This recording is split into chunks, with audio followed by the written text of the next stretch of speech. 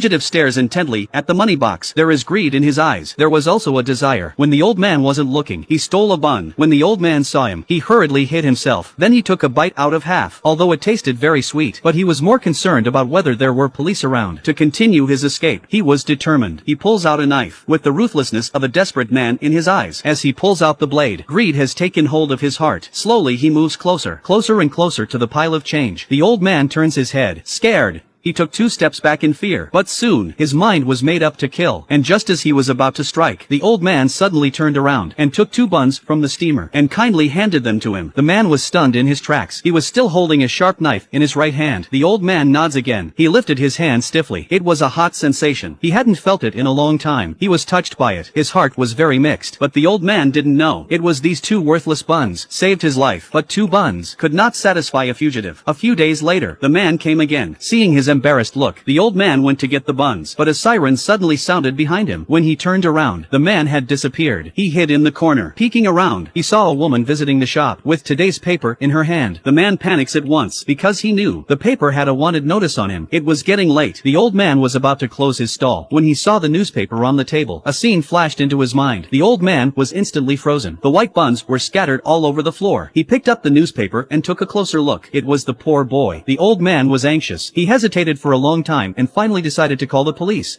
Few days passed. The fugitive was never seen again. Only then did the old man finally relax. But when he turned his head, that fierce face was standing at the door. He had a sharp knife in his hand, clearly ready to kill. The old man stepped forward, bewildered, and looked down the street. There was no one there, but to his surprise, the man suddenly let go of his hand. The dagger fell with a crash. At the same time, the policeman pounced on him and grabbed him. The old man was frozen in fear. A crowd soon gathered around him, but the man suddenly said, "I have something to say to the old man." The man said that I had put the newspaper there. The old man was shocked. When he looked at the man again, his face was filled with relief.